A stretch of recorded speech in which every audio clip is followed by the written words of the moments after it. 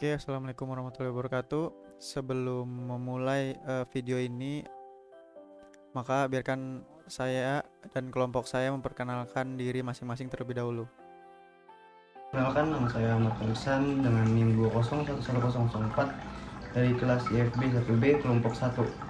Assalamualaikum warahmatullahi wabarakatuh. Perkenalkan, nama saya Aditya Wirayuda, NIM 2011010 dari kelas IFB 1B dari kelompok 1. Assalamualaikum warahmatullahi wabarakatuh. Perkenalkan, nama saya Agus Ropi'i dari kelompok 1 dengan NIM 2011009 dari kelas IFB 1B. Oke, saya akan menjelaskan part-part apa saja yang kita butuhkan untuk merakit sebuah komputer. Oke, langsung aja kita mulai.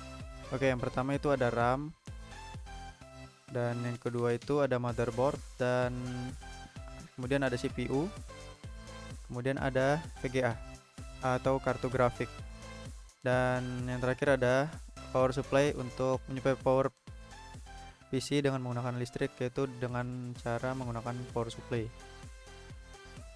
Kemudian ada fan untuk mendinginkan PC, dan kemudian habis itu ada kabel extended tambahan untuk modifikasi kabel pada VGA agar tampilannya lebih menarik. Kemudian yang terakhir ada obeng. Ya oke, karena tadi bahannya sudah saya sebutin apa-apa aja yang digunakan untuk merakit PC. Kemudian kita akan masuk ke fase perakitan PC-nya. Langsung saja. Step 1. Unbox motherboard kalian. Pelan-pelan, pegang di sampingnya aja, jangan diraba-raba sana-sini, letakin di atas box motherboardnya. Next, kita bakal install CPU-nya. Ini juga sama, pegangnya di bagian sampingnya aja, jangan coba-coba pegang pin emasnya ini. Pegang dari samping itu udah paling aman. Kalau kalian lihat baik-baik, di salah satu sudutnya ada segitiga seperti ini. Ini yang kalian mau cocokin dengan segitiga di CPU socket yang ada di motherboard. Angkat levernya ini dan taruh CPU-nya dengan hati-hati. Jangan diteken, jangan digoyang-goyangin, hanya perlu taruh pelan-pelan gitu aja dan CPU-nya bakal masuk sendiri. Setelah masuk, make sure langsung kunci levernya lagi. And that's it, your CPU is installed. Kalau kalian pakai stock cooler yang dapat dari CPU, sekarang waktunya untuk pasang. Kalau kalian pakai liquid cooler yang kayak gini, enaknya ini menurut gua tunggu setelah motherboardnya masuk ke case-nya. Kalau kalian pakai air cooler, enaknya pasang RAM-nya dulu baru coolernya, karena air cooler bakalan ngeblok tempat RAM-nya. Karena gua pakai stock cooler, jadi gua bakal install sekarang. Pertama, lepasin dulu cooler bracket dari motherboard. Jadi stock coolernya udah ada thermal paste, jadi nggak perlu tambah lagi. Kalau kalian pakai cooler lain, biasanya nggak ada thermal paste pre-apply, jadi kalian harus tambah sendiri. Make sure thermal paste-nya itu cuma di salah satu komponennya aja. Jadi kalau udah taruh thermal paste di CPU, nggak perlu taruh lagi di cooler, dan juga sebaliknya. Taruh coolernya pelan-pelan dan make sure lubang skrunya sejajar dengan skru di coolernya. Setelah itu tinggal dikencengin dan make sure untuk pakai sistem silang. Kalau kalian mulai dari sini, next pindah ke skru yang ini untuk make sure tekanannya stabil. Dan jangan skru terlalu kenceng, make sure aja semua sisi itu tekanannya sama. Setelah selesai, ambil kabel kipasnya dan langsung aja colok di CPU fan yang biasanya terletak di sebelah slot RAM. Sekarang kita move on ke RAM. Kalau kalian pakai 2 stick dan motherboardnya cuma punya 2 slot, dan simple aja tinggal dipasang. Tapi kalau ada 4 slot dan kalian pakai 2 stick, make sure kalian masukin di A2 dan B2 untuk ambil benefit dari dual channelnya. Biasanya itu selalu di slot nomor 2 dan nomor 4. Atau kalau kalian ragu, kalian bisa cek buku manualnya. Sebelum dimasukin, make sure dulu buka dulu slot RAM-nya. Beberapa motherboard bisa dibuka di 2 sisinya. Kalau kayak motherboard yang gua pakai, cuma bisa buka di 1 sisi. Kalau kalian perhatiin, di RAM itu selalu ada yang bolong kayak gini. Make sure kalian cocokin dengan slot RAM-nya. Tekan RAM-nya di 2 sisi sampai kerasa klik. Dan lakuin ke RAM yang satu lagi. Kalau kalian ada M.2 SSD, tinggal lihat covernya seperti ini. Make sure dibuka dulu dan bisa masukin M.2-nya di dalam. Karena gua nggak ada, jadi gua skip aja. Sekarang kita bisa mulai masukin motherboardnya ke dalam case. Sebelum dimasukin, kita mesti pasang I/O shield-nya dulu di pinggir. Ada beberapa motherboard yang I/O shield-nya udah terinstall di motherboardnya sendiri, jadi proses ini nggak perlu lagi. Untuk pasang, masukin aja dari bagian dalam. pastiin posisinya nggak kebalik. Tekan di bagian samping-sampingnya dan jangan tekan di tengah karena bisa bikin bengkok. Pelan-pelan aja tekannya sampai semua sudutnya masuk. Di dalam case itu ada yang namanya stand off, jadi itu untuk motherboardnya bisa rest di dalam.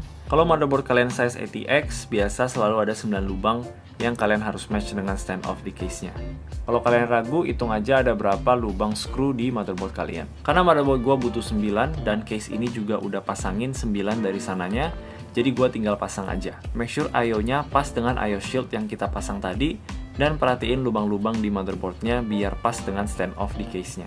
Kalau udah pas, tinggal pakai screw yang kecil ini dan kencengin semua sisinya. Ingat jangan screw terlalu kuat. Mumpung udah di sini, kalau kalian ada beli kipas third party, sekarang boleh banget buat dipasang. Kipas stoknya tinggal dilepas dan pasang kipas yang baru. Kalau kalian nggak ada rencana untuk ganti kipas, dan kipas stoknya nggak usah dilepas. Biasanya sih di belakang dan di atas itu jadiin exhaust, dan di depan itu intake. Jadi pastiin aja kipasnya ke arah yang benar. Cari colokan yang tulisannya ada fan, biasanya itu SYS fan, dan tinggal dicolok aja. Kalau kalian pakai kipas yang ada RGB, biasanya pasti ada kontrolnya juga yang kita harus pasang. Kipas-kipasnya bisa tinggal dicolok aja ke controller, dan juga kontrolernya nanti bakal dicolok ke power supply langsung pakai kabel SATA. Speaking of kabel SATA, sekarang saatnya kita pasang hard drive kita.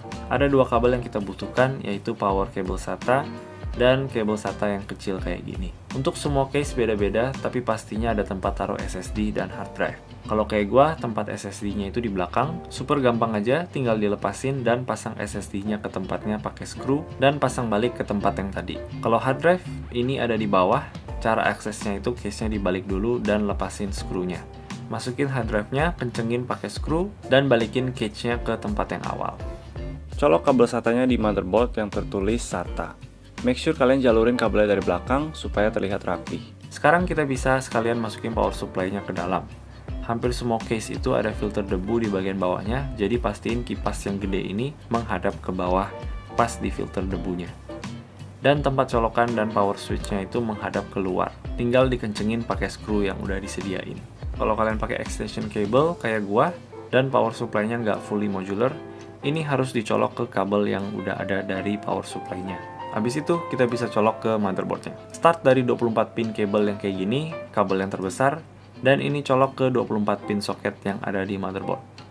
Pastiin kabelnya dijalurin dari belakang, dan pastiin juga colokannya itu sampai rapat. Next, kita cari kabel yang ada tulisan CPU, dan ini masuk ke bagian atas di pojok kiri. Notice kabelnya bisa kepisah karena beberapa motherboard cuma butuh 4 pin doang. Make sure ini juga dijalurin lewat belakang, dan make sure colokannya itu rapat. Next, dari casing kalian pasti ada beberapa kabel, dan most probably kabelnya itu adalah kabel biru ini, kabel HD audio, USB, dan juga kabel kecil-kecil yang terpisah ini. Pertama, yang kabel biru ini untuk power USB 3 di depan casing kalian, dan ini masuk ke pin yang ada tulisannya USB 3. Biasanya ini ada di bawah motherboard atau di samping seperti yang gua punya ini. Next, HD audio ini untuk power colokan headphone di casing kalian. Dan ini masuk ke pin yang ada tulisan HD audio yang mestinya bakalan ada di pojok kiri bawah di motherboard. Next itu kabel USB ini untuk nge-power komponen USB yang lain. Ini masuknya ke pin USB 1 atau USB 2. Most probably juga ada di bagian bawah motherboard. Lastly, ini yang lebih rumit sedikit. Kabel-kabel ini untuk nge-power power button, restart button kalau ada, dan LED-nya. Menurut gua, kalian cek aja di buku manual kalian biar nggak salah. Karena untuk dikasih lihat dari video agak susah, gue juga bahkan double check dulu di buku manualnya sebelum gue pasang. Di manualnya seharusnya tertulis jelas kabel mana masuk ke pin yang mana, jadi make sure kalian ikutin aja and it should be no problem. Dan hal yang terakhir itu kita pasang adalah GPU. Pertama-tama lepasin cover yang di belakang ini. Biasanya selalu yang nomor 2 dan nomor 3 dari bagian atas. Beberapa case bisa tinggal dilepasin aja pakai screw, tapi ada beberapa case yang mesti dipatahin. Jangan takut, patahin aja dengan cara goyangin pelan-pelan. Sebelum masukin GPU-nya, buka dulu tab di PCIe slot-nya, abis itu tinggal dimasukin pelan-pelan sampai dia klik. Kalau ada part yang bikin kagok, kayak contoh di case gua ini, boleh dilepasin dulu biar masukin GPU-nya lebih gampang. Setelah masuk, kencengin pakai screw di bagian belakang. Cari kabel yang tulisannya PCIe dan colok ke soket yang ada di GPU. Beda-beda GPU butuh colokannya beda-beda, kalau kayak gua cuma butuh 8, ada yang butuh lebih, dan terkadang ada yang nggak butuh sama sekali. Again, pastiin jalurin kabelnya dari belakang. And that's it. kita udah officially selesai ngerakit PC-nya. Tapi sekarang the big question is, what now? Cable management itu salah satunya, tapi kita mending jangan kerjain ini dulu. Mending kita tes dulu kalau PC-nya bisa boot atau enggak. Colok power supply kalian dan nyalain switch-nya. Colok ke monitor, boleh pakai HDMI dulu, dan juga colok keyboard dan mouse. Dan nyalain komputernya. Cek juga apa semuanya nyala, kipas CPU, kipas GPU, dan kipas case-nya. Kalau kalian bisa lihat, kipas CPU gua ternyata nggak nyala. Setelah gue cek, ternyata colokan CPU-nya kurang masuk sedikit, benerinnya super gampang, tinggal ditekan sedikit, and we're good to go. Jadi make sure semua colokan kalian itu rapat dulu sebelum kalian mulai boot. Pas kita nyalain, abis itu kita pencet delete key berkali-kali sampai kita masuk ke BIOS. Di BIOS kita bisa cek komponen kita apakah terdaftar, kita bisa cek RAM kita, cek kipas kita yang nyala yang mana, RPM-nya berapa, CPU kita gimana, dan lain-lain. Dan kalau kalian bisa lihat semua komponen kalian di BIOS, itu adalah tanda yang baik. Next itulah install Windows, siapin USB file yang besarnya at least 8GB, pakai laptop atau komputer lain yang punya internet, dan pergi ke website Microsoft. Pencet download tool now, buka setupnya, klik next, pilih create installation media, make sure ini benar semua, klik next lagi, dan pilih USB file. Next, dan pilih USB file yang kalian colok. Habis itu tunggu sampai download selesai. Jadi biar irit waktu, make sure kalian kerjain ini sebelum rakit PC-nya selesai. Setelah itu, colok aja USB-nya ke PC yang baru kalian rakit, dan nyalain PC-nya. PC-nya pasti langsung sadar ada USB dan langsung bawa kita ke Windows installation. Nanti pas ditanyain CD key-nya, kalau kalian udah beli CD key-nya, bisa masukin sekarang. Kalau kalian lupa beli, bisa pilih I don't have key di bawah. Tapi ingat, kalian nanti mesti masukin CD key-nya. Habis itu pastiin kalian pilih versi Windows yang kalian beli. Kalau beli Windows 10 Home, pilih yang Home. Kalau beli yang Pro, pilih yang Pro. Habis itu kita disuruh pilih drive mana untuk install Windows-nya. Klik di custom install dan pastiin kalian install di drive yang tercepat. Kalau kalian ada SSD, install di SSD. Kalau misalnya kalian ada 2 SSD, satu normal SSD dan satu M.2, which is lebih cepat lagi dari normal SSD, pilih yang itu.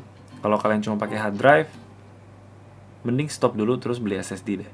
Oke, next kita biarin aja, dan sistemnya bakal ada restart, jadi kita tungguin aja. Step berikutnya, klik I don't have internet, dan make sure kalian nggak connect ke internet ya. Habis itu Windows bakalan tetap suruh kita untuk online, karena mau kasih kita feature-feature ini, big no, continue with limited setups. Habis itu ini tinggal kasih nama PC kalian dan set password, no, no, no, no, no, no, no. Setelah selesai, disuruh sync ke other devices. No thank you. Dan akhirnya kita selesai setupnya. Ya oke, jadi itu tadi adalah bagaimana cara merakit PC. Jadi mungkin videonya sampai sini dulu. Kurang lebihnya saya mohon maaf dan terima kasih buat yang sudah nonton. Jangan lupa di like dan subscribe. Bye bye.